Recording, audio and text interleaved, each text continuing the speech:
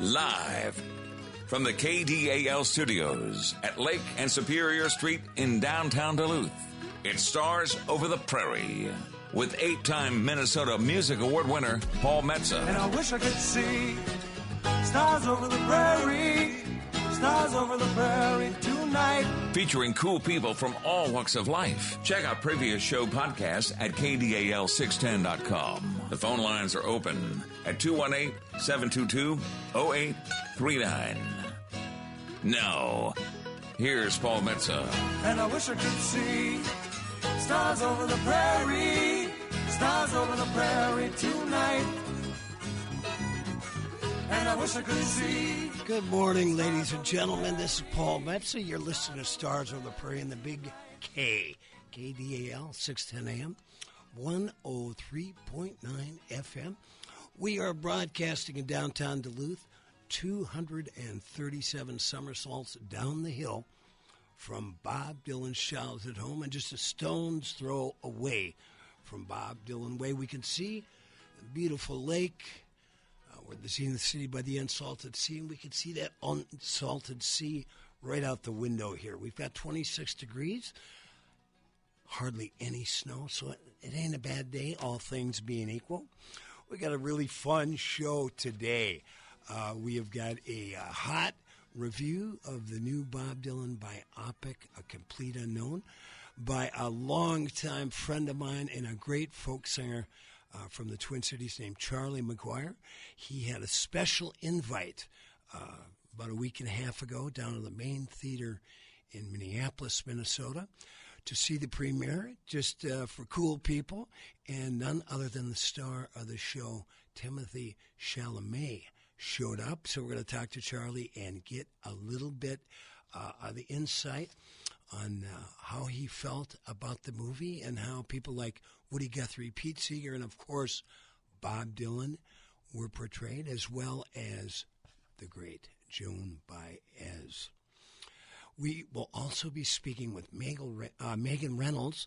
She teaches up at Hibbing Community High School, and a couple of months ago she was doing her theater class when none other than Timothée Chalamet showed up to join the kids and talk to them about theater and more. She's also in a great band called Sugar on the Roof. So we will be playing some of her music today in the first hour. She is also part of a big show, the Minnesota debut of the movie A Complete Unknown, which is will be in Hibbing Friday, December 20th. It's a fundraiser for Hibbing Community College. Gina LaFond and Amy Grillo will be playing the pre-party, as will yours truly, Paul Metsa, playing before we go see the movie right there in Bobby's hometown, Hibbing, Minnesota. Well, he shares his hometown with Duluth, but you get the drift. In the second hour, we have a couple of real Duluth stalwarts. We got Brian Matuzak from the Rubber Chicken Theater. They've got a show over the holidays coming up, and then another friend of the show, Tony Durkins from Zenith City Press. So I'm not sure. I imagine those two guys would have met, but we're going to have them both on at the same time. We're going to be seeing what Tony's got for sale. He's got so many great books about the history of Duluth, people, places, and architecture, and more. So we're looking forward to talking to Tony. Say if it is your birthday today, December 14th, let me tell you a little bit about yourself. Here's your horoscope. There is a cross that individuals born on the 14th of December bear that may be tough and heavy, but also giving them structure and confidence to plan ahead and succeed in the profession of their choice. They are responsible and firm in their attitudes while remaining loyal and dedicated to the work and projects they started themselves. A bit stubborn and sometimes grumpy, their sense of justice needs to be put to good use so they can relax and get enough rest and care for their personal life instead of chasing flaws in grand systems that take away too much of their energy. Their profession is meant to inspire and guide them, leaving enough room for their personal life to develop in parity of emotion. Frustration should be turned to motivation, as well as anger and the strong push forward, and that will come when they stop limiting their own energies to fit the norms of the outer world. So if you're born on December 14th today, take that good advice. Other people that were born on December 14th over the years, none other than Nostradamus, the great seer of all things into the future, was born in 1503 in France, lived to be 63 years old and passed in 1566. Jimmy Doolittle, who was born in Alameda, California. He was the American general who led the Air Force raid on Tokyo in 1942. Born in 1893 and lived until 1993. And for those of you of a certain age that remember that crazy music that Spike Jones put out, the American band leader was born in 1911 in Long Beach, California, lived until 1965. He was one of the first guys to include a lot of crazy sound effects in his musical selections. Bernie Davis, who was the first African-American Heisman Trophy winner in 1961, he's also in the American Football Hall of Fame, was born in New Salem, Pennsylvania in 1939, died in 1963. Ellen Willis, who is an American journalist and one of the first female rock critics of note, and a noted feminist, was born in New York City in 1941 and passed away in 2006. She was just a really wonderful writer. In fact, the University of Minnesota Press that has published two of my books published an anthology of her writing several years ago. If you are into really great rock and roll criticism from a female perspective, by all means, look up Ellen Willis. Patty Duke from The Patty Duke Show was born in 1946 in New York City. She actually did a movie here in Duluth called You Like My Mother. Duluth in the movie was known as Dulwich, and it was about her mother-in-law and murder. Oddly enough, it predated the Glen Sheen murders by 5 years, which happened in 1977. She's won Academy Awards and Emmy Awards, and I'm young enough, or old enough, I guess, to remember the Patty Duke Show. Well, it's a beautiful day in Duluth. What do we do here on Stars Over the Prairie? We interview stars, people that want to be stars, people that used to be stars, people that don't want to be stars, people that just like to take a beer, go outside at night, and look at the stars. And coming up here, we got a phone call coming in from the Twin Cities by my old friend Charlie McGuire. Charlie is not only a great folk singer and songwriter, but quite the historian. And we got Charlie on the phone? All right, Charlie, how are you this morning? Hey, good to be with you, Paul. Thanks for taking the time to speak with us now. Among your 50-year career in the Twin Cities, I got to know you about 40 years ago when I was just a young, rosy-cheeked kid from the Iron Range wanting to make my way in music, and you were one of the stalwarts on the West Bank music scene back then with names like Sean Blackburn, Dakota Dave Hall, Pop Wagner, of course, Colonel Ray and Glover, Maureen McElderry, who I think just passed a few weeks ago. Am I correct? Did Maureen pass? Yeah, we just had sadly, we just had the memorial service for Maureen this fall. We were waiting until Maureen's partner, Johan, passed as well, and then we had a double ceremony. So that was about a little bit before Thanksgiving. Well, she was a wonderful woman and had a beautiful voice. I believe, Charlie, she was born and raised in Morgan Park, right outside of Duluth. Right in Duluth. She Yeah. was a Duluth woman, for sure. We had a nice chat about a year ago. I can't remember what it was about, but it was always such a pleasure to speak with her. Now, how did you end up in the Twin Cities, Charlie? You're not from Minnesota, are you? No, I was born in Buffalo, New York, where the iron ore from your part of the country ends up. And At that time, Buffalo was, a big U.S. steel hub. Mm-hmm. And I just followed the trail of the iron ore out to Minnesota, except I went backwards. Well, you've actually you spent some time on one of those iron ore ships. Oh, more than one. I was also embedded with the U.S. Coast Guard, Sundu, out of Duluth as well. We're looking at a little tour maybe next May around the Arrowhead to talk about that, because it's the 50th anniversary of the sinking of the Edmund Fitzgerald in 2025. Of course. As well as the 120th anniversary of the Mataafa storm, that famous storm that had the ship Mataafa break in half right on the pier at Canal Park. Wow. So what did those... 1905. When you got on the ship, Charlie, how long did you go? And tell us a little bit about that experience, because if you live in Duluth, you see those ships coming in and out every day. Not many of us get the chance to actually get on board one of those beautiful freighters. So tell us what it's like.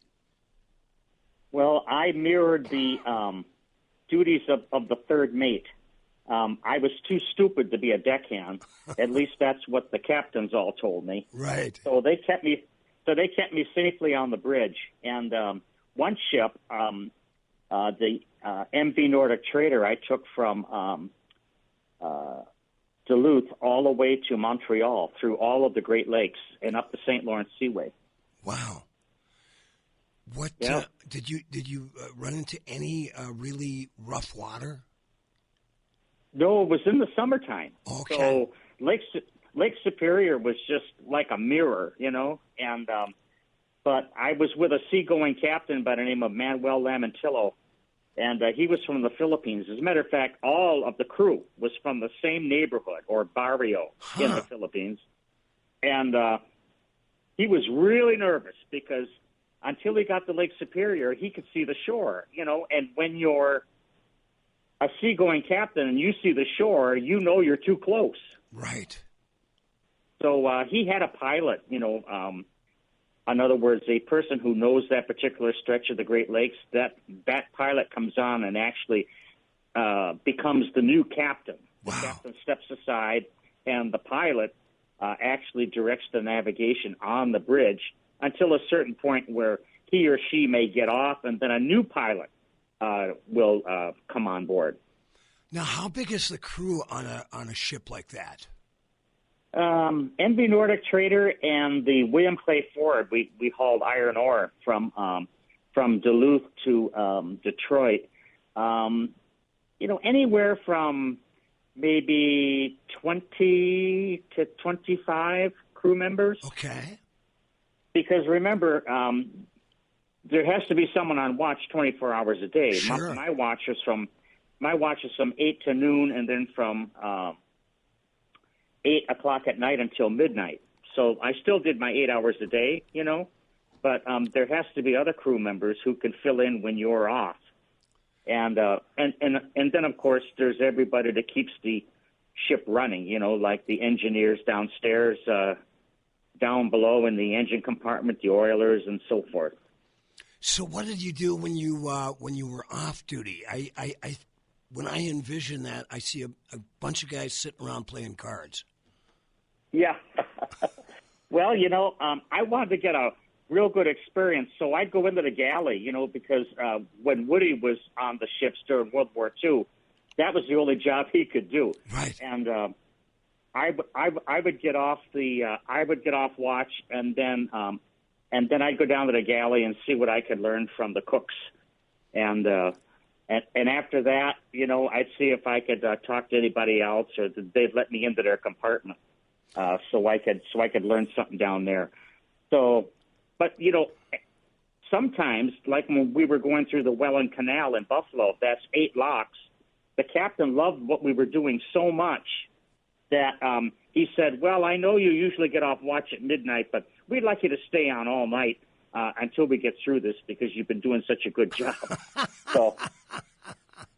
So I was on watch from 8 at night until 8 the next day, and then it was my turn to be watched anyway. Wow. So I was on watch from 8 the night before until noon the next day. And something for our listeners, you may not sit. Only the captain sits on the bridge. Wow. Everyone else stands up. So that was from 8 at night until noon the next day, no sitting. Wow. It seems you never knew when the captain was going to come up. You know, his cabin was directly underneath the bridge. You don't want to be thrown overboard. You don't want to get in trouble with him, right, or her. What was the? Let me ask you. What was the grub like on? How's the food on a ship like that? As much as you could eat. Really? Yeah. And lucky for me, I like rice because on my first vessel, instead of bread, the Filipinos like rice. So we had a contest one day who could eat the most rice. And believe it or not, I won. And you are a skinny little guy, man. You've been slim and trim ever since I met you. You are always wearing that nice top hat of some sort, and you've got the glasses on, but you've always been slim and trim, so it didn't affect you negatively. And I've always been. Not only you're a great human fellow union member in the music union, but how did you get the job as kind of a quote-unquote forest ranger with a guitar? Because you've done a lot of outdoor stuff, a lot of stuff in the Mississippi. Tell us how you talked your way into that, Charlie McGuire. Yeah, I did talk my way into that. I ran into the head naturalist at Itasca State Park, which was our first state park, and was doing a regular program there. You know, they have interpretive programs in the parks for guests like me.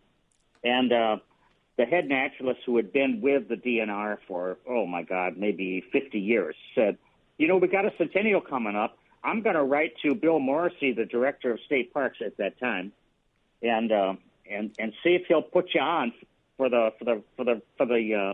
centennial. So he did, and Mr. Morrissey, who was a closet karaoke singer. Of course. The man loved music, but he couldn't play. You know, he couldn't play, but he loved to sing. He even recorded himself so that he could sing at his own funeral. And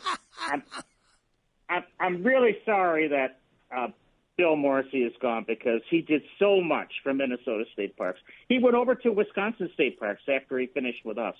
But anyway, after that stint, then the feds at the National Park Service saw the job that music could do to tell people a story, much like Woody did with the Columbia River. Right. And they hired me for another 9 years. So I wrote 20 songs for the state of Minnesota, and also 20 songs for the United States of America with the U.S. Department of Interior. Wow, you are a hardworking guy, and you write all those songs on a typewriter because I know you're a big typewriter guy. Yeah. Typing is it's kind of a lost art, but you know, if you don't want to be bothered by pop-ups, or if your computer isn't quite working, like mine is at the present, well, I'll tell you, that's a good way. You can still get the work done. Hey, Charlie McGuire, you're talking to a guy in Mrs. Moan's 11th grade typing class. I got up to 52 words a minute. Paul, for a guy, you were giving people a run for their money in that class. I'll tell you what, though. I bet you Go ahead. I bet they didn't see you coming. And the thing was, you had to sit up straight. There was no slouching and typing with Mrs. Bone. She'd go and tap you on your shoulder if you weren't in that perfect typing position. But I'll tell you what, Charlie, of everything I learned in high school and up in Virginia, Minnesota, in the St. Louis County school system, we had great teachers and a great school system. But typing has been probably over the years, now that I, using the computer like everybody else, has been one of my most skills that I most appreciated that I learned in high school, because it's just as a writer, as someone that likes to communicate with others, it's just a skill that I really love, that I curated and still have. And for people who don't know the typewriter, the keyboard on the laptop or computer is exactly the same as it was on the typewriter. And the typewriter was invented about 1889. So we've been using the same keyboard layout for all that time. All right, Charlie McGuire, who invented the typewriter? A guy by the name of Souls in Milwaukee, Wisconsin. I knew you'd know it. Hey, before we get into this review of A Complete Unknown, which you were lucky enough to be invited to down at the main theater down in Minneapolis, Minnesota, which I saw many movies at over the years because it was right around the corner from where I lived. But let's talk a little bit about, what I said for years, no Woody Guthrie, no Bob Dylan. Talk a little bit about your love, your work with Woody Guthrie, and the fact that Woody, that you mentioned before, was also in the Merchant Marine. Right. I discovered Woody listening, actually. I mean, if you really want to know the answer to this, listening to Peter, Paul, and Mary sing "This Land Is Your Land." Okay. Probably about this kind of dates me, but probably about 1963. And. But then I went right to the source. I was at a bookstore one day and saw this great book by Robert Shelton called Born to Win. And it was a collection of writings about Woody. So I was attracted to Woody through a book before I could find his music, because, everything you hear about not being able to find folk records, in the late 50s, early 60s is true. I mean, they just weren't there. And so I discovered Woody through a book before I discovered him on record. But when I did, I knew he was talking to me. He was talking about I was born on a farm outside of Buffalo, New York. And when he was talking about the farmers, he was talking about me. Yeah. He was talking about my father. He was talking about my mother. He was talking about my sister. He was talking about my family. And in that time, I'm sorry, but Frankie Valli and the Four Seasons were not talking about that stuff. As good as they were. As good as they were, and they were terrific. You know what? Same with the Beach Boys. I've got I collect a lot of meaningless information over the years, just because when I spend time in bars, I like winning $10 bets. But I was lucky enough to have Peter Yarrow on my show on Stars Over the Prairie when we first started last April. We started March, but had him on in April. And I asked him, I said, when was that moment? They talk about when Crosby, Stills, and Nash were at Mama Cass's living room in Laurel Canyon when Graham Nash chimed in, and they had that beautiful where three voices became one. So I asked Peter, I said, when did you realize that Peter, Paul, and Mary had that beautiful blend? And he said, Noel Stuckey, who was a comedian at the time, didn't have a ton of musical background, but they sang this one song and realized they had a blend, and that song, and Charlie used this at your next barroom bet, Mary Had a Little Lamb. I'll be darned. Good one. Okay, now, good story. Charlie McGuire, do you have any idea when you're up in Duluth again? I would love to be up there. I'm working on a new album, and I've had some, feelers from the West Theater and other places around there. I'd love to go up there. I'd love to do a show with you, Let's plan on getting that together. I'd say let the snow evaporate, but there's none here yet. But warmer weather is easier to travel. Charlie, we will do that. But the reason why we called you, other than it's always a pleasure to speak with you, my friend, is you were at the private showing of A Complete Unknown, the Bob Dylan biopic, which is getting incredible reviews around the country. What were your takeaways from the movie? Yeah, Searchlight Pictures unearthed me, and I went to the preview down here at the main theater, just blocks from my house. I could practically walk on Thursday, December 5th, and walked right in through the VIP line. There was a lot of U of M students outside, waiting for Timothée Chalamet because he had been on the U of M campus all day. But I wanted to get into the theater because I couldn't believe I was going to get a free ticket. Right. And sure did. Got in there. They had a musician's row in the theater. Who was there? I wasn't the only one. Yeah, I wasn't the only one there, but honestly, I didn't recognize anybody else. There wasn't anybody from the West Bank or anybody that I knew, and my apologies to anyone who was there that I didn't recognize. But picked up got a couple of seats, got a free T-shirt, cool, and started to kick back, waiting for the film to start.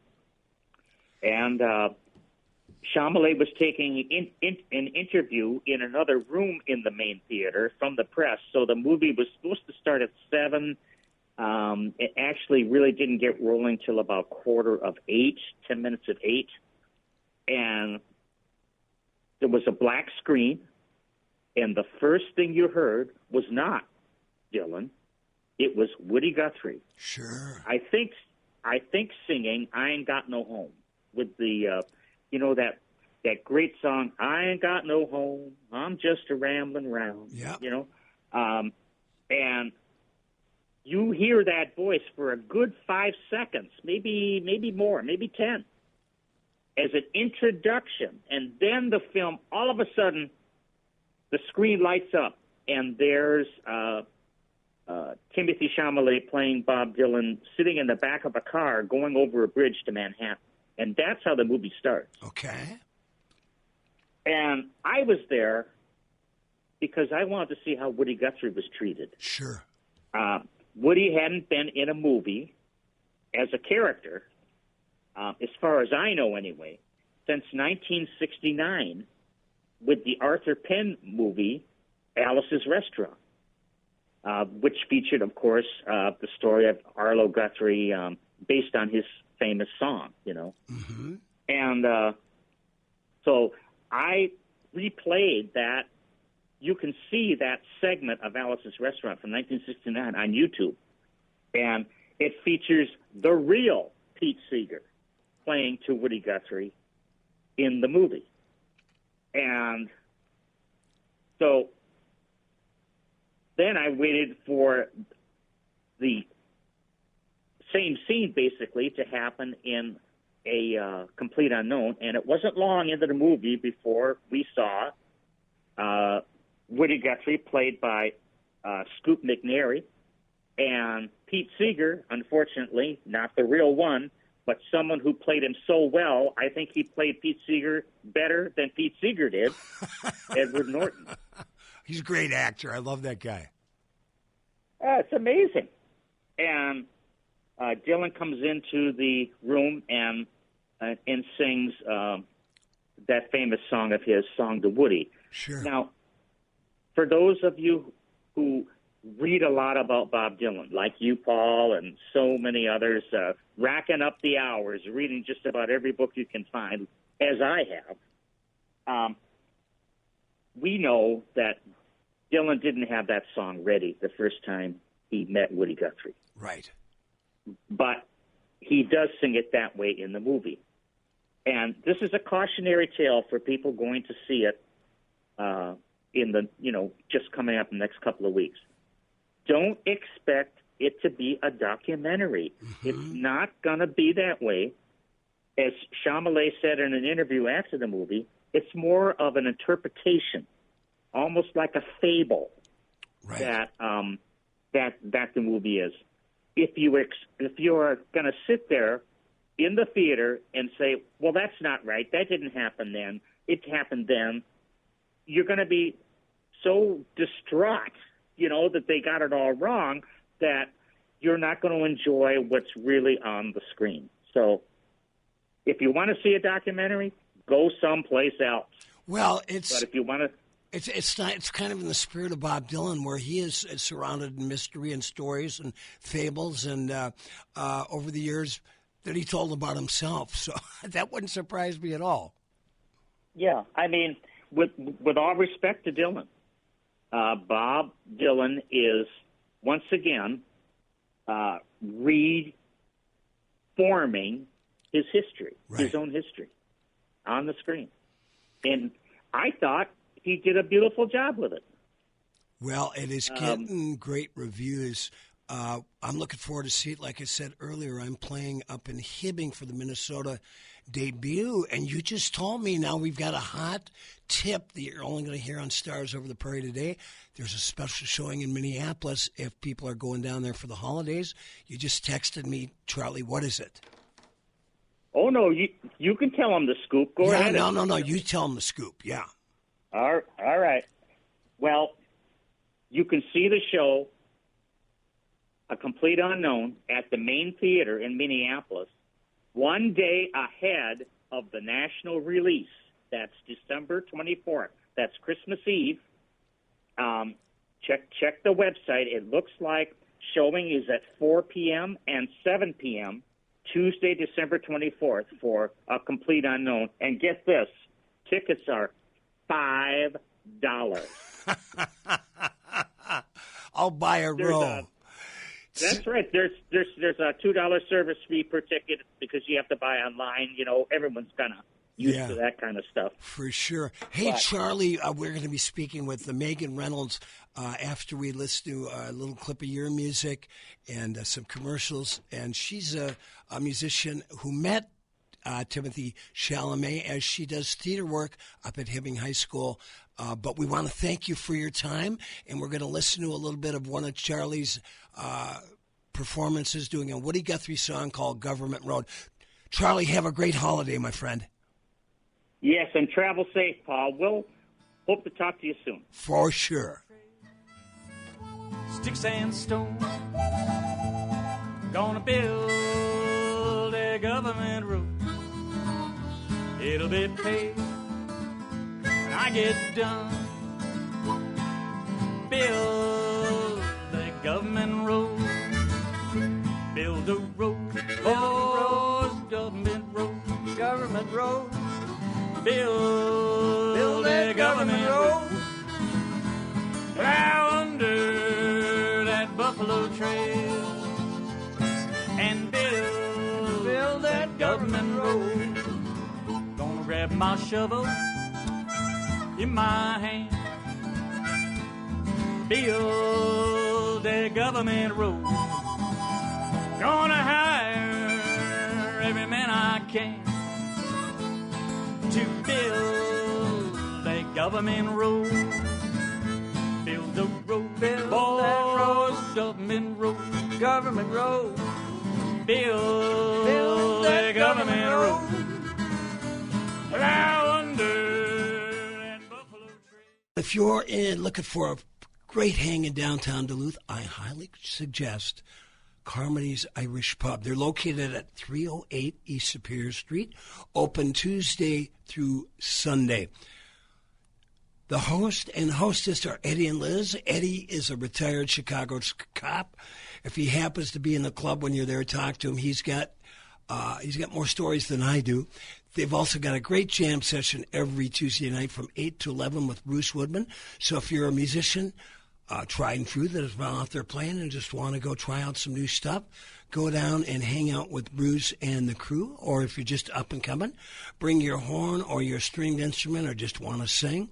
Go sit in with Bruce Woodman every Tuesday night at Carmody's Pub, 308 East Superior Street. I'm Joe, and I had Z LASIK at Weiss Eye Center. The funny thing is I absolutely hated buying a contact solution because I thought it was such a racket having to spend $15 on a bottle of contact solution. And that's just one thing, is just not having to buy that stuff anymore, or glasses or anything like that. For me, it's mainly just I like to hunt and fish and everything, and not having to bring that stuff along, especially in the winter when I go ice fishing and stuff. It gets a pain when I get to the end of the day taking my contacts out, and then if a rattle reel goes off in the middle of the night, I'm fumbling for my glasses to go and try and catch a fish. Weiss Eye Center is the only clinic to offer blade-free Z LASIK in the Northland. To find out more and to arrange your free consultation, call 218-625-1917 today or visit weisseyecenter.com for more information. Weiss Eye Center. See the best. Every day deserves a superior beer. Earth Rider Brewery's decorated brewers hand-select hops that lend citrus notes to the crisp and easy-drinking Superior Pale Ale. Visit Earth Rider Brewery's Cedar Lounge Tap Room on the Working Harbor in Superior for their award-winning flagship and seasonal brews on tap and to go. To find out much more about Earth Rider Brewery events, join the mailing list and locate Earth Rider Beer near you at earthrider.beer. Hold fast. River City Records and Books, voted Best Record Store of 2023 in the Twin Ports by the Duluth Reader, has in stock thousands of new and used vinyl records, from classic rock to punk, grunge, and metal, to hip-hop, rap, and jazz, reggae, and dub. Thousands of books, CDs, DVDs, Blu-ray, and VHS. Also a large selection of cassettes, comic books, and music magazines. Stop in and see them at 1814 West Superior Street in the friendly Lincoln Park Craft District. Open 9 to 7, 7 days a week. Stars over the prairie, KDL Radio. And now, here's Paul Metsa. Hey, welcome back, everybody. This is Paul Metsa. That was my good friends, the Divas, and they are the Iron Range's answer to the Andrews Sisters, and they were in the studio a couple months ago. Were nice enough to cut that one for me, that promo, while they were driving down in the car. That's how good those ladies are. We've got one of their friends on the phone today. Miss Megan Reynolds teaches at Hibbing High School. She's also a musician herself. We're going to be listening to a little of her music with her band Sugar on the Roof. And I just got a text from Shannon Gunderson from the Divas that said, ask her about the Patsy Cline show. So we're going to talk about all of it. Megan, how are you this morning? I'm great, Paul. It's so great to be on with you. Oh, are you there, Paul? I am here. Can you hear me? Okay, good. I can hear you now. Yep. Great. So let's we'll do this kind of in reverse order. What is what's going on Friday? I know I'm playing up there with Gina LaFonda and Amy Grillo before the Minnesota debut of A Complete Unknown, and it's a fundraiser for, I believe, Hibbing Community College. I'll tell you what, Paul, you unfortunately know as much about it as I do because I'm not organizing that fundraiser.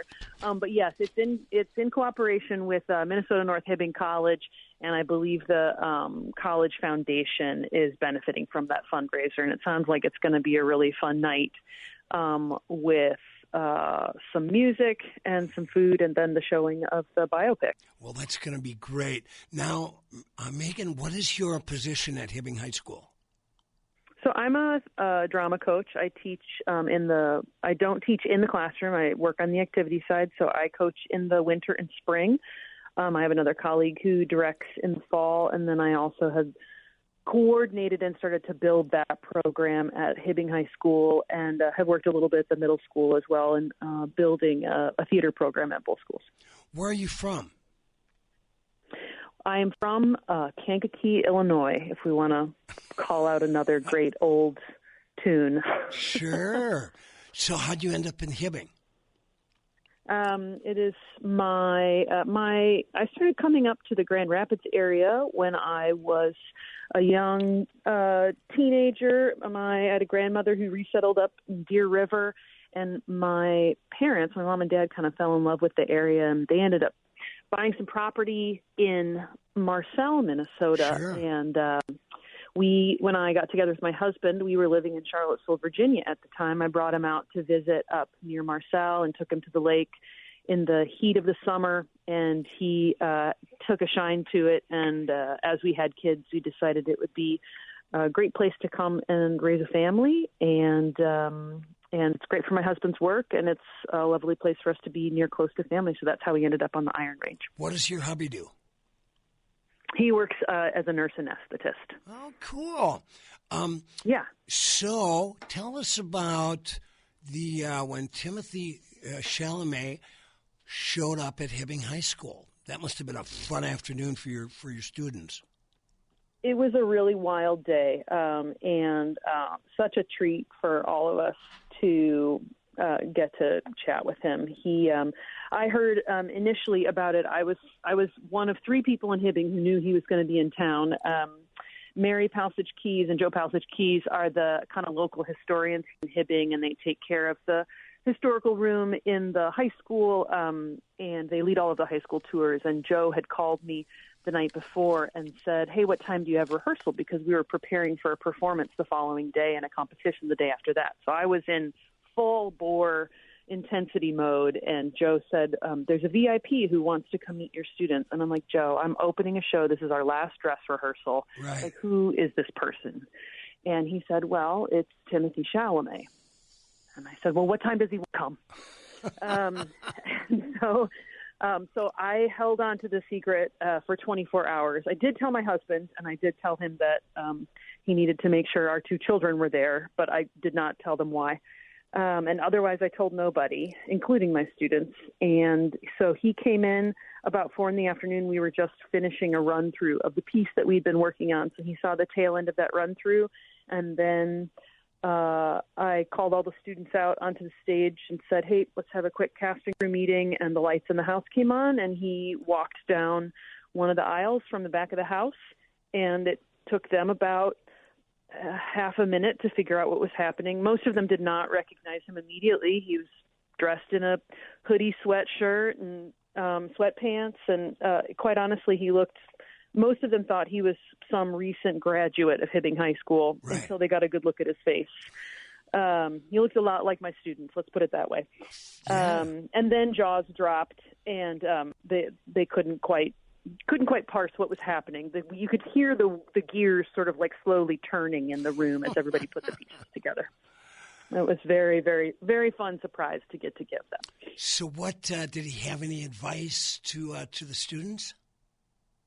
Yeah, we all sort of sat down, and he was so generous with them. He really he sat with us for about 45 minutes, and they just talked shop. You know, I was working at the time with my group of 1-act students, and 1-act competition is usually the hardcore theater kids. Those are the kids who I can really push. And so those are the kids who are really passionate about performance and acting and storytelling through theater. And so he was certainly sitting in a room with other people who cared about the same things that he cared about. And they just talked shop. I threatened my students and said, make sure you have some intelligent questions to ask Mr. Chalamet, and they did not disappoint me. They had conversation about acting and professional actor trade unions and how he approaches roles, and it was a really lovely conversation. Well, he, I've been following it online, and he seems like such, number one, a genuine human being, a great artist. He's getting great reviews playing the young Bob, but he's been very, he's been sharing his time with lots of different people. I think he was just at the New York premiere last night that my friend Professor Ann Margaret Daniel went to and absolutely loved. And everywhere he goes, he talks very highly about Minneapolis, Duluth, and Hibbing. So you must have made a nice impression on him. Well, I think I can imagine myself into a position in which you are the subject of social media flurries and kind of at the center of these like cultural maelstroms. And I can imagine that being a pretty disorienting thing. In fact, in the Rolling Stone article, he talked about feeling some, I think, affinity with Dylan in that way, of like trying to figure out how do you continue to be a human and also be a part of that cultural world.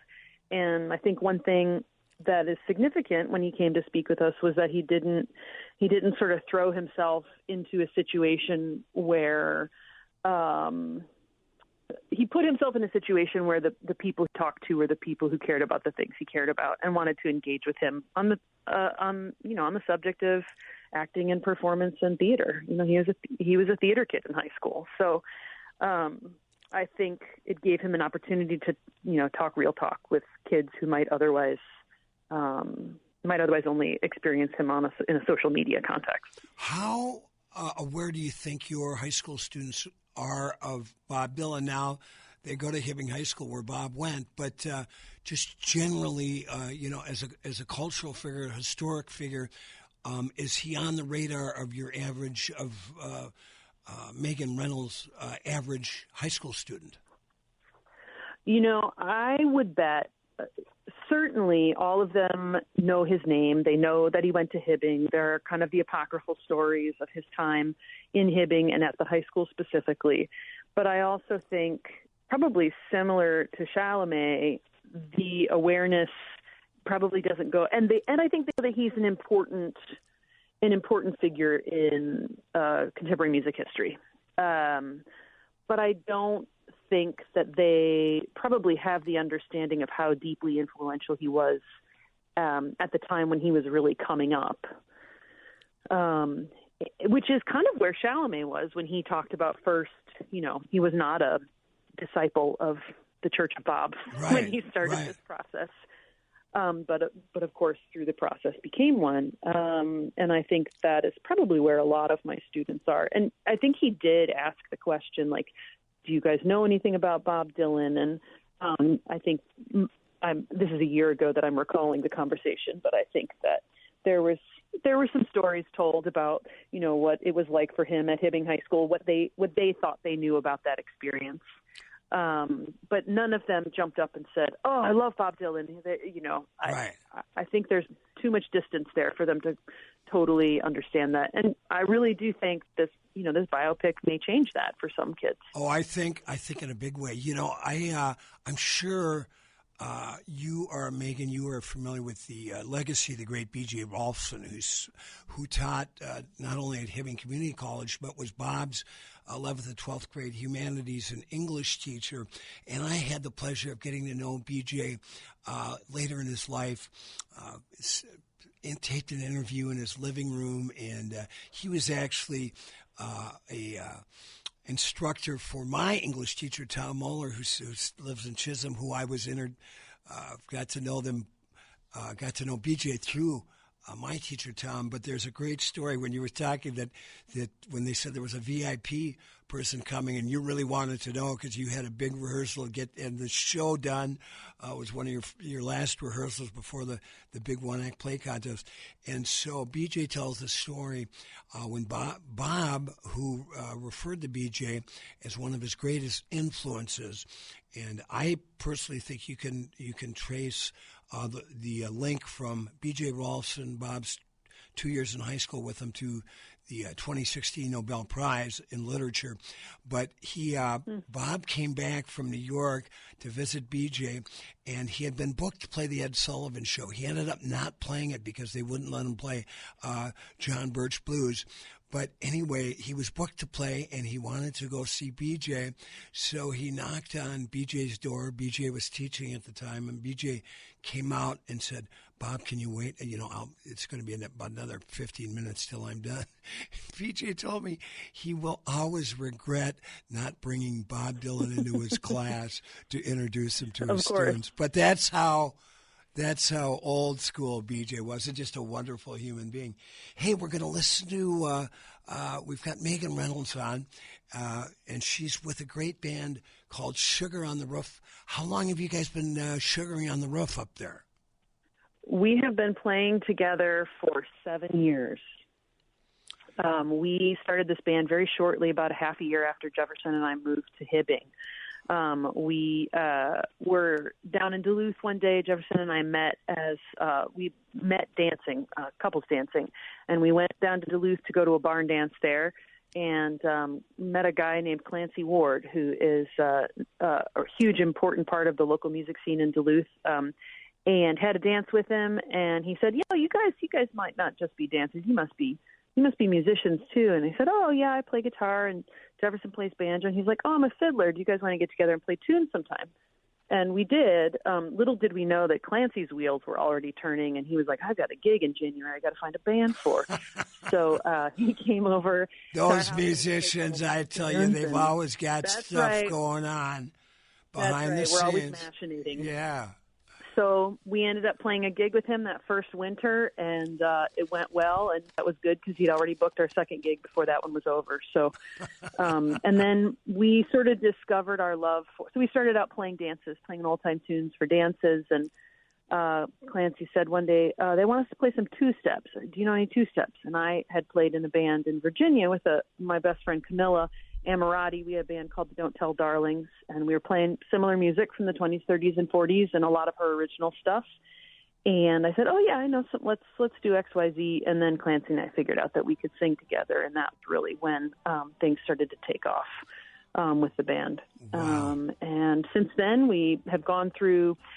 We play some two-steps and old country tunes, and then we finally all fessed up to each other that we wanted to start playing Western swing and early swing music, and so that's kind of the iteration that we're currently in, that this new album is showing off a little bit. And when is the record coming out, Megan? It has dropped. It dropped today. It is now available on streaming, and copies of it, you can download the album or get a physical CD copy at our producer's website, philvillerecords.com. This guy, Matt Sales, out of Eau Claire, Wisconsin, and he did all the recording and mixed and mastered and then produced the record. So we have the worldwide debut, the first broadcast of Sugar on the Roof here on Stars Over the Prairie. Megan, we're going to play it right now to hear it before we run out of time. Thank you. I'll meet you next week, and best of luck. I loved what all the other music you sent me. We'll talk more about it soon. Have a beautiful weekend. Thanks a lot, Paul. Here's Sister Kate by Sugar on the Roof.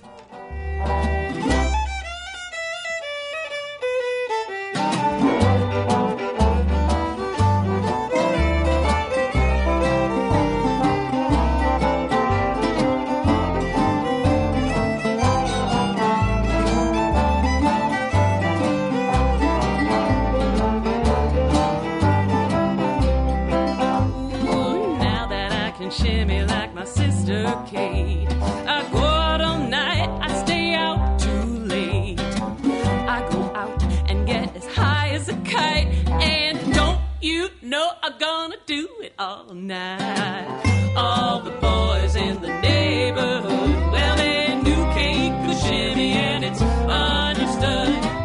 I may be late, but I'll be up today when I can shimmy like my sister Kate. Oh yeah.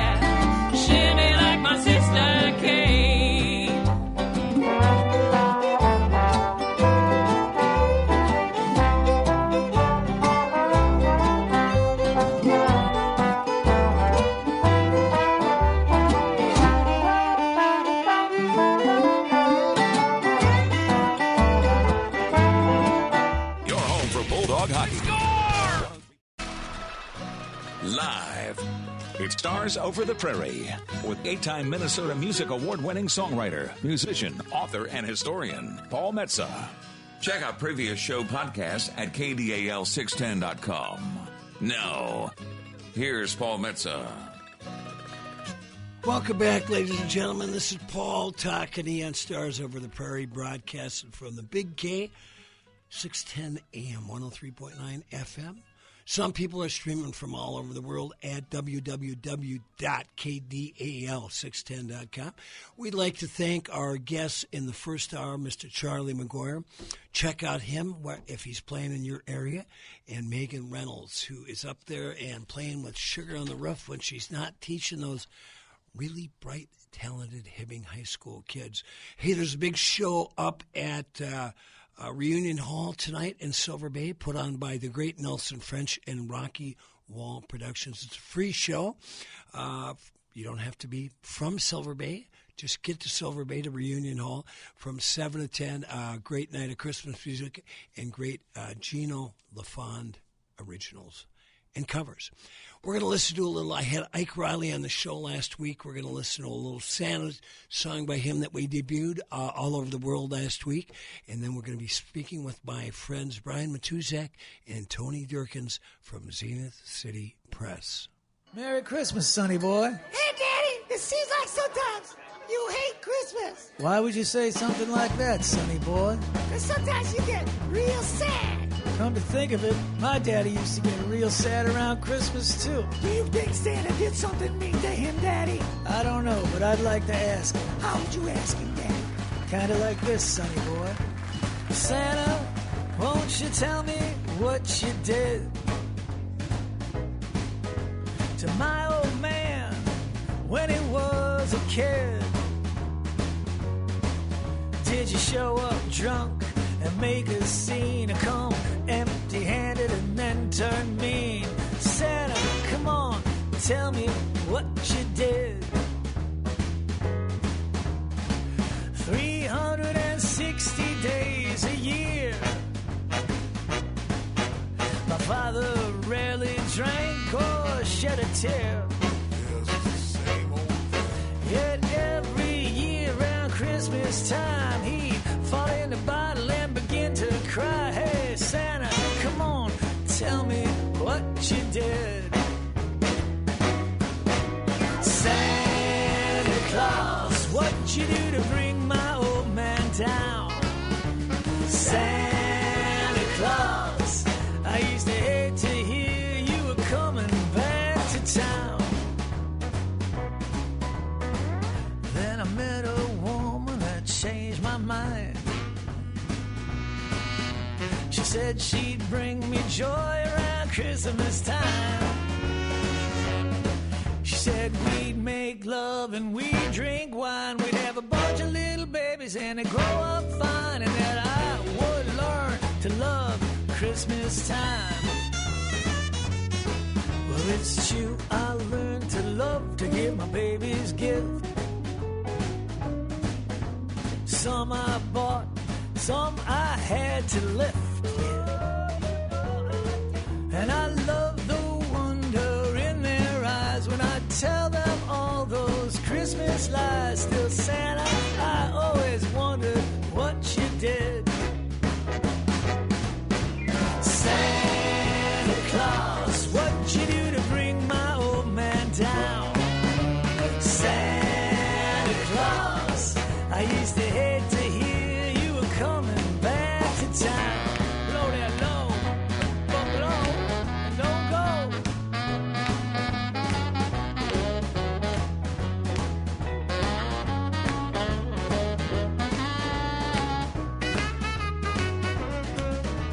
A couple years later, my little boy, he asked of me, Did Jesus really ride with Santa in his sleigh? That's how he talked. He had like a condition. I said, you know, that seems just about right, but you know, I never seen Santa or Jesus Christ. We'll have to ask them if they ever come our way. Yeah. And then, but damn, Santa come down the chimney at night, followed by a dirty, filthy Jesus Christ. I said, lo and behold, there's something on my mind I've been meaning to ask for a long, long time. Hello, Christ, but Santa, won't you tell me what you did? Santa, won't you tell me what you did to my old man when he was a kid? Did you show up stiff and make a scene, or come empty-handed and then turn mean? Santa, come on, tell me what you did. Well, the fat man said, son, you know it wasn't me. And I hate to go pointing fingers round Christmas Eve. And then he moved in close and said, I'm not being coy, but take a long look at the birthday boy. The one in the sandals crashed under the Christmas tree. He said that? What did you say, Daddy? I said, Santa, you can't really be blaming Jesus Christ. Oh,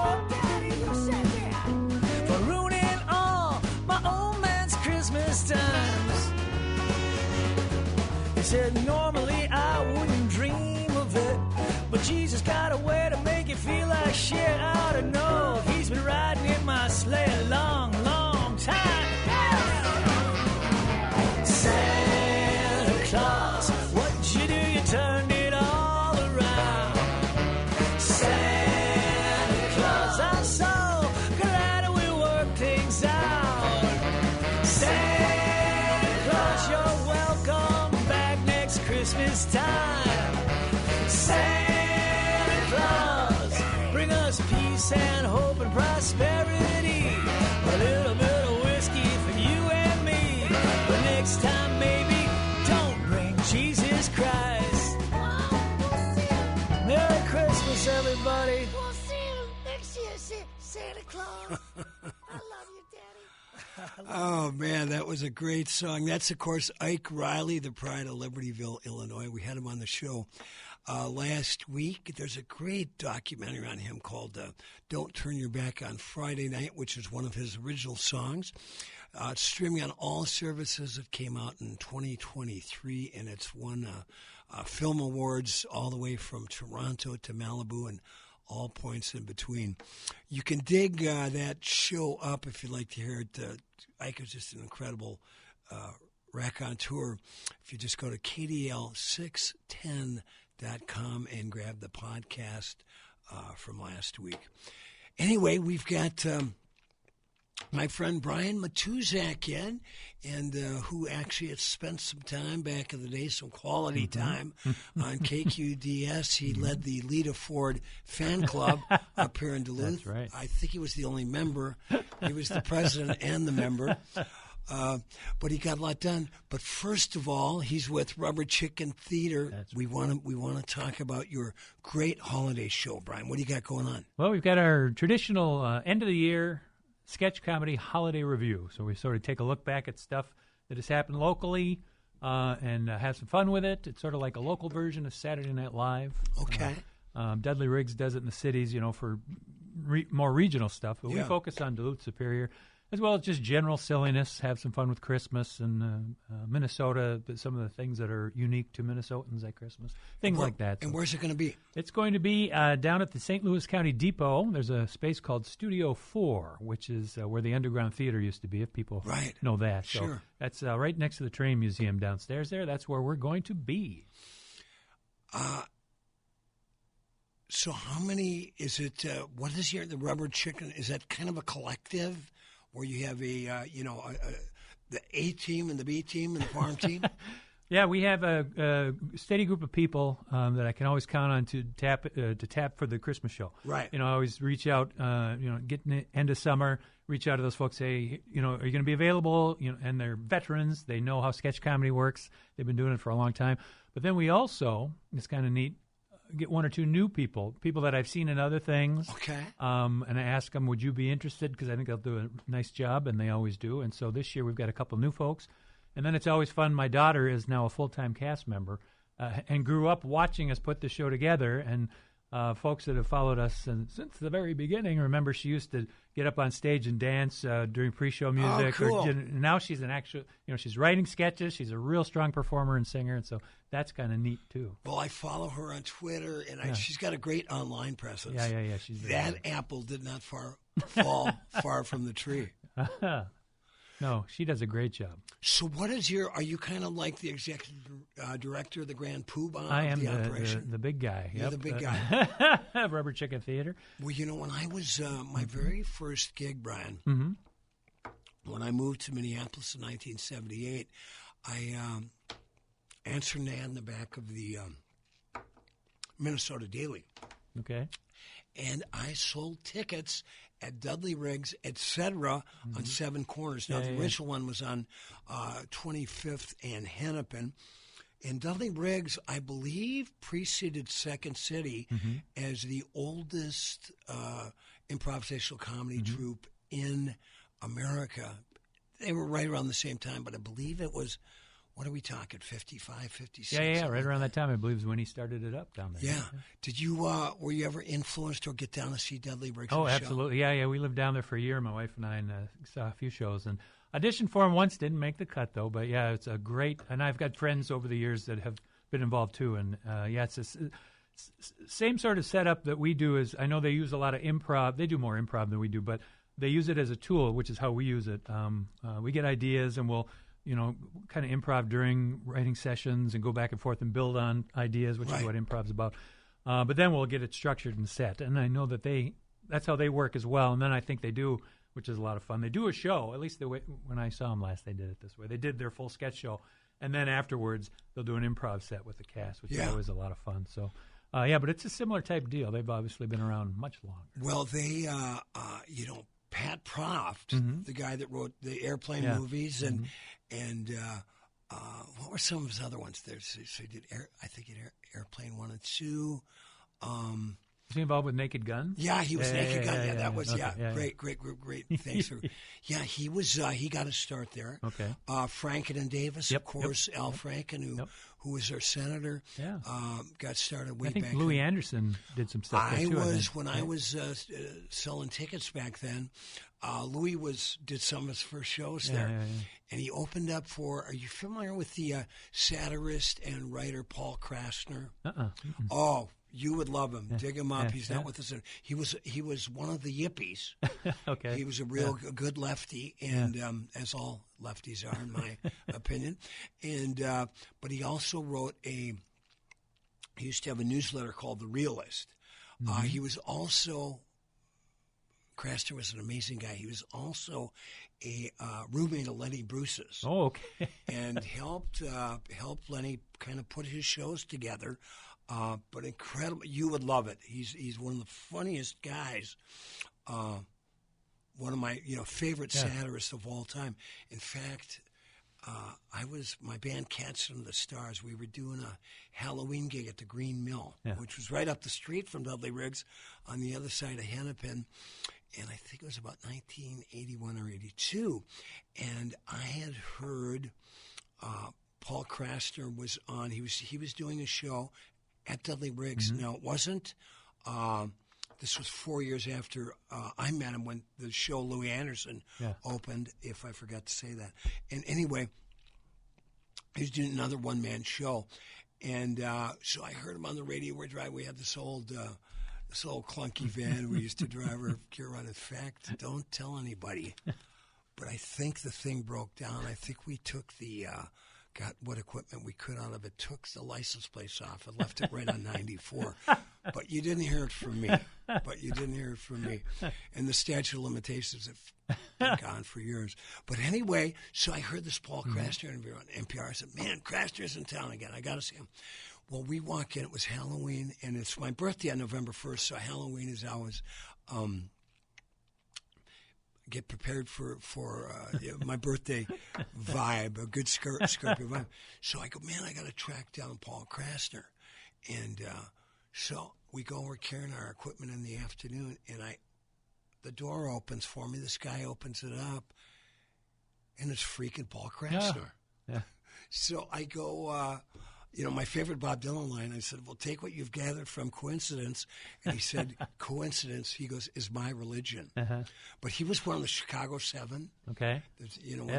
When all those guys went on trial back in 1968. Yeah, oh, yeah. Everybody out there that wants to read some fun. And, boy, he couldn't be more in tune with the times right now. Yeah. Google Paul Krasner, Krassner. All right. Just phenomenal. Now, Brian, what was your, when you grew up, first of all, where you grew up, and what were your comedic and theatrical influences? Well, for sure, for television, I spoke about Saturday Night Live. I used to watch that all the time, and I was actually one of those kids, one of those odd kids who used to watch all the late. So I used to watch Johnny Carson all the time, and stay up and watch that and really enjoy the stars that were on there. But Saturday Night Live, and like most folks, Monty Python was huge when I finally came on. I remember on Channel 8, we were able to watch it. Just that sketch kind of. Carol Burnett, huge. I just really had I just really like sketch comedy. Just that short, self-contained bit to be opportunity to be funny and topical with Saturday Night Live. So those are the kind of things that I enjoyed. And then theatrically, when one of the first groups that did it, well, probably the first group that did sketch comedy here in Duluth was Colder by the Lake. And people probably, if you're familiar with Duluth theater history, you know Colder by the Lake. They were, I think they still occasionally do some shows, but I used to go to their shows all the time because, again, I love that. And aptly named. Yeah, that's right. Yep. There's a funny story, too, that I heard from a couple of folks involved with the group that it was funny when they started to break and become a little bit more known, and their shows were very well attended, they'd sell them out. They noticed that they got the name from the weather reports, because they would say it's Colder by the Lake. They noticed that after they started to become a little bit more famous, that the local weather people started to say colder near the lake. They didn't say colder by the lake anymore, and they couldn't figure out what they did to make them mad. But they were great, obviously, and so they were a big influence. So an opportunity came with a guy that I was going to college with at the time across the bridge at UWS, named Jack Starr. And Jack, great guy, very good, very talented actor. But he was doing some stuff with Colder, and they had an opening. So he told them about me and just got hooked up with them that way. And so it was just a dream come true when I was able to do my first Colder by the Lake show. And that's when I started doing sketch comedy. And what year was that? That would have been 87. Wow, you've been at it for a while. Yeah. Well, and it was just amazing. After watching them, I'll never forget. Just down the street from here, the North Shore, that way. The North Shore. I'm pointing in this radio that way. They did a show at the North Shore, and speaking of Dudley Riggs, where they brought Dudley Riggs up, and they set it up as a Colder by the Lake versus Dudley Riggs, although it was it wasn't a big adversarial thing, but it's just the way it was marketed. But it was so much fun, and they did some improv sets, but the Colder sketch stuff was hilarious. I'll never forget Bruce Ojard, who's the tech guy. He's a genius comedian. He wrote all the time. Very funny guy. But at the time, now I think it's still the same because I know when they refurbished it, I think they kept everything intact. Anyway, there's these statues on the side, murals on the sides of the North Shore of a couple of naked people. And it's art, though. Right. But at one point in the show, I can't remember the setup, but at one point, the actors pointed at those murals, and immediately they were clothed. Bruce had hooked up a thing with slide projectors and put clothes on them. It was amazing. Brilliant. It was great. But the place was packed. It was so much fun. So not too long after that, I got to be a part of the group, and it was just fantastic. I had so much fun. Now, you look back when I was a kid, and I'm a little older than you, but you had, like you said, Monty Python, Saturday Night Live was celebrating its 50th anniversary. Yeah. But there was one thing, and I bump into the people that close friends of mine that have kind of that same left of center sense of humor that I have that are kind of the same age, and we were all twisted. Our young minds were twisted by Mad Magazine. Oh yeah, absolutely. Yeah. Mad Magazine, and there was another one called Cracked. I used to get that one too. Yeah, kind of a ripoff of Mad. Yeah. But yeah, absolutely. Yeah, the parodies in Mad were hilarious. Oh man! And I remember I read a story. Bill Gaines was I think he was the publisher of Mad Magazine, but he was kind of a curmudgeon. But Mad Magazine was owned by a larger conglomerate, probably like the people that ran Vogue magazine or something like that. And so every year, for insurance purposes, the key players at Mad had to take a physical. And so Bill would go on the street, find the homeless guy that looked like him, about 250 pounds and a beard, and he'd pay the guy to go take his physical for him. So not only did he put out a great magazine, but he walked the walk and talked the talk. That's great. Yeah, there was. So now, over the years, have anybody that has run through Rubber Chicken Theater, have they gone on to any sort of acclaim? Well, there's some folks that do a lot of work down in the cities. Yeah. Another theater group after Colder I was involved with, Renegade Comedy Theater. A friend of mine, Debbie DeLisi, did a couple shows with us there. And now Debbie is a huge involved in motion pictures and casting. Yeah, and, right. And I don't remember if Debbie's been on or not, but I think you might know Debbie. She's very positive, upbeat, energetic, wonderful person. I believe her family had an Italian restaurant in North Minneapolis, Delisi's. Oh, maybe. I believe that. Okay. I believe that to be true. She's great. She does a little walk on Sue. If anybody's ever seen the Adam Sandler movie Uncut Gems, she's got a tiny part in that. But she's great. She did a few shows with us, and people like that. That movie was phenomenal. I know, it's so intense.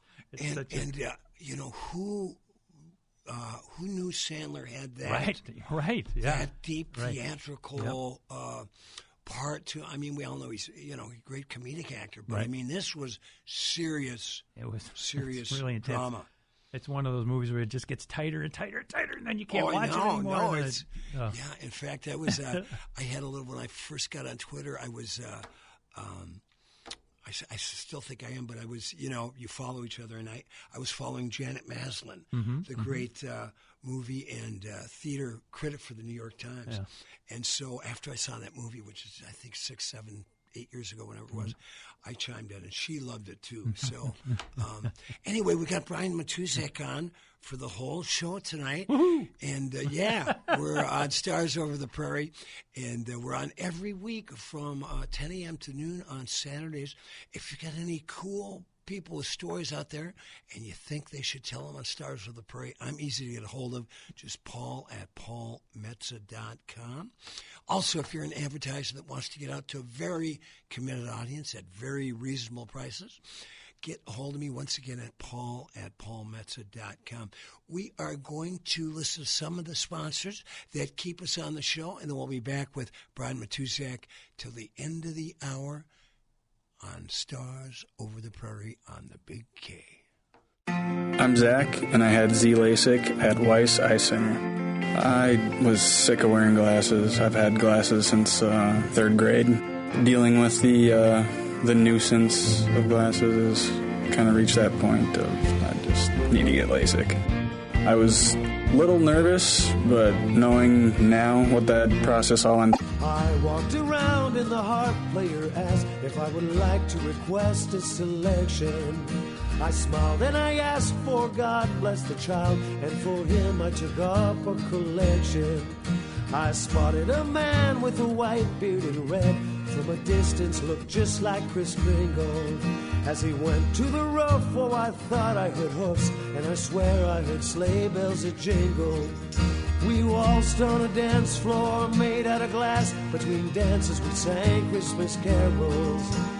Then we lit candles, had a moment of silence. The bartender read F. Scott Fitzgerald. Molly said first we must give to receive. We put our trinkets into a kitty. In went my compass and my grandfather's watch, and I pulled out the key to the city. Come all ye low down rounders, lift up your low down wave. Pass the malt and the mistletoe. It's almost Christmas Day.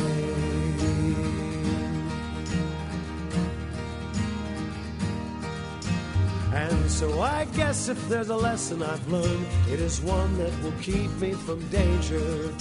Sometimes you get lost just so you will be found, and return the kindness to strangers. I explained how I felt as I kissed Molly's hand, like a miner freed from a cavern. Merry Christmas, baby, is what she said to me, but it's like this each night in my tavern. So I sail on the oceans and stare at the sky, and it seems like the whole world's on fire. And I just want to make angel wings in the snow and sing this song in that midnight choir. Come all ye low down rounders,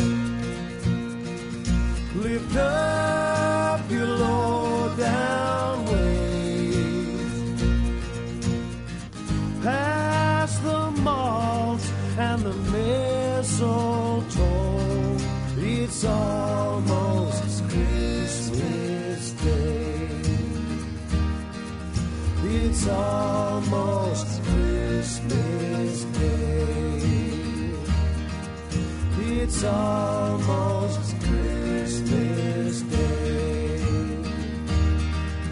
It's almost Christmas Day.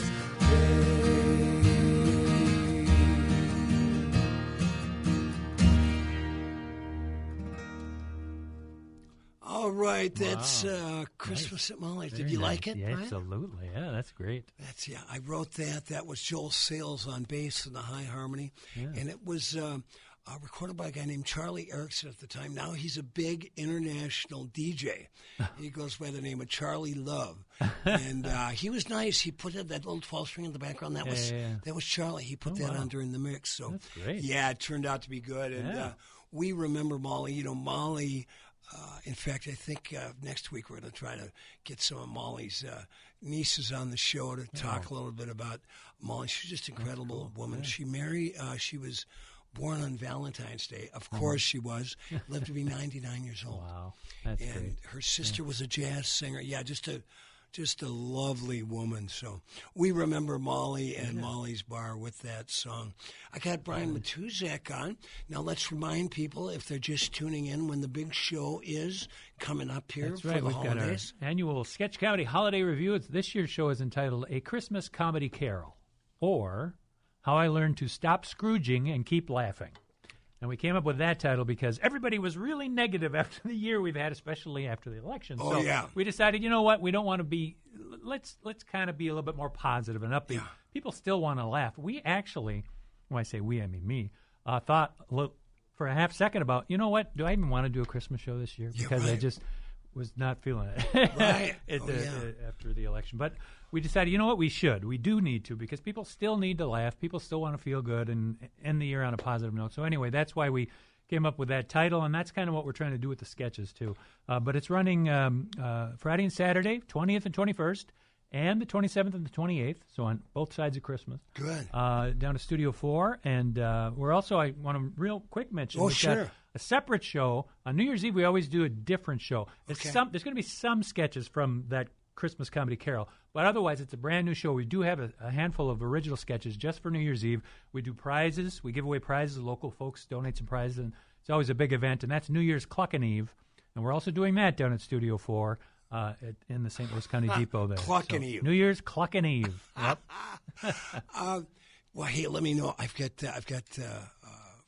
a few books and albums that I'd love to donate. That would be great. Thank you so much. No problem. I love helping out my getting to know. You know, I've lived in town now for 3.5 years, and I so love the creativity in this town. Absolutely. Yeah. Lots of music, theater, dance. And there's always something going on. Yep. For a town this size, it's amazing. And every time I get the Duluth Reader, and I give Bob Boone a lot of credit. He's been running that for 26 or 27 years. The only newspaper money can't buy. That's right. I pick it up and I go, I'm always a few days late. I go, God, I missed this show. I missed that show. Talk a little bit about your daughter, because she works down at the she works at the Marine Museum down in Canal Park there. She's I forget what the official title is, but she does history and exhibits and things down there, as well as answer tourist questions. But that's her full-time gig. She really likes that. She loves history, and it's also kind of interesting. I think my wife and I think, because she did what everybody does growing up in this town. You want to get away for a little while, right. And that's nothing wrong with that. I did the same thing. I wanted to get away. For sure. But we thought for sure she wasn't coming back. She just, when she was growing up, she said, it's fine here, but you know what? I want to explore the world. She realized while she was gone, as most people do, as I did, they loved this area. They love this town. They want to stay here.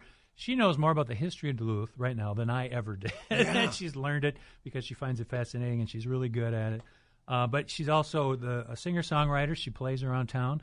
Kaylee Matuzak is the name, if you see that. I know she's got a monthly gig at Ursa Minor, and she plays at different places. She also plays gigs with her friend Steve Sokola, and a lot of people probably recognize that name. I call him the Pride of Palo. They are the Berserk Blondes, and they also just released an album, and they're a lot of fun to go see as well. Oh, I got to see them, because I met Steve through my buddy Paul Gregerson, who runs the Lyric Theater up in Virginia. A huge fan of Steve Sokola. Steve is great. Great singer, great musician. Funny. Oh, Yes, really very funny. good stage presence. The two of them on stage together are hysterical. Oh, and they're going to be in the Christmas show, the Rubber Chicken Christmas show. Oh. Steve and Kaylee are a couple of cast members. So you want to come and see them live on stage, singing and having fun and being silly. Steve would look great in a Santa outfit. He does. He Is looks wearing great one? just about anything. Yeah, he's had one on before. He may have one on again this year. You know, I love Pizza Luce. I love Pizza Luce since I lived in Minneapolis. But I order a lot of, at least twice a month. I get my delivered from Pizza Luce. And last night the delivery guy was dressed as Santa. So I thought that was fun. a nice touch. I thought you were going to say it was Steve because I know he's so busy. I thought maybe he took that on as a gig too. He's like got something going on. Oh man, the guy's always got gigs. In fact, he plays every now and then at my new favorite Irish pub, Carmony's Irish Pub, 308 East Superior Street, where I'm there with the Tiltown Titans every Sunday afternoon. Now, Brian Matuzak, did you have any music in your background or your pure theater? You know, I was in choir and band in high school, but Kaylee it's really, really neat. My wife and I, you know, she was a great golfer in high school. Okay. Neither one of us golf. She was a really strong swimmer in high school. Neither one of us swim. But she also, in addition to that, she did pick up the music and the theater bug and as a strong performer. But I'd never, you know, wrote songs or performed like that. She took that on her own. She just one day decided when she was in high school she wanted to learn how to play guitar and wanted to start to express herself that way. So she just taught it, self-taught, sat down, wrote songs, self-taught, listening to other artists that she admires. And so it's just amazing. She's got a great sense of humor. She's inherited that from you. I know she did. She did get that from me. Yeah, I follow her on Twitter, and occasionally I see her on Facebook, and always brings a smile to my face. So what are your plans? So, yeah, it was a tough election for anybody on our side of the political aisle. You know, it's funny. I go, that's it. No more MSNBC. I'm going to just skim the headlines. You know, one hand on my left eye and read with my right eye. But one thing, I think I've NBC Dateline. I'm sorry. You know, it's like I've seen every episode. Last night about midnight, I'm going to get all my work done. I'm going, NBC Dateline 2004, right? I'm trying to find episodes I've never seen. But after the election, I go, man, I can't handle the death and destruction. So I went to Murder, She Wrote with Angela Lansbury. And that stuff is really well done. Well, absolutely. Everybody's always dying, though, in that town. I know. There's a murder every week. and then I'm going, boy, she looks really good. And I'm Googling great. You know, it's, you know, the rabbit holes you go in. You know, I think, speaking of improvisational comedy, we would be remiss if we didn't mention it is the 99th birthday today of Dick Van Dyke. Yeah. Is that today? Oh, man. Yeah. It was either yesterday Isn't that or today. amazing? Yeah. He was one of those performers I used to love to watch, obviously in movies and stuff, but like when I was talking about Carol Burnett's show, whenever he was on Carol Burnett. In fact, I think, if I'm remembering right, he might have been near the end of Carol Burnett, the show. Yeah. Called in as a regular. Because I think they lost Harvey Korman. If I remember, I was reading Carol Burnett's biography a few years back. And, how about that great, it pops up on YouTube every now and then when Harvey Korman and Tim Conway, plays the dentist who shoots himself. The dentist. That's a classic one. Shoots himself in the arm with the Novocaine. With the Novocaine. He goes numb. Yeah. So let's say, what's your personal project 2025? Well, my personal project, we've got a couple of things going on. In fact, it's interesting. I know, Tony wasn't able to make it today, but actually, my wife and I are working on a kind of a side project that has to do with history, not just Duluth, but all this, the northern part of Minnesota, and I hope to do a little bit more with that next year, in addition to the rubber chicken stuff. But and actually, I could talk a whole nother hour. You should bring me on again to talk about this project. You're always welcome. The Federal Art Project during the Great Depression. A lot of people don't know, the WPA and put people to work during the Depression, building bridges and buildings and things. but artists were put to work too, and I didn't even know that.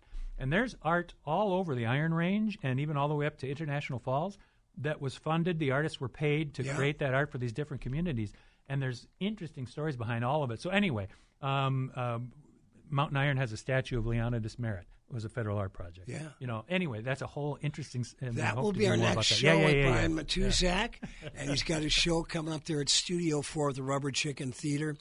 I want to wish you a very happy holiday. I will be with the Tiltown Titans tomorrow, Sunday afternoon from 4 to 6 at Carmody's Irish Pub. We're going to end the show with some lovely women we had on just a few months ago from the Iron Range, the Divas, doing Choral of the Bells. Have a wonderful weekend, like my daddy used to tell me. Remember to be kind and make someone happy. This is Paul Metsa saying, be good.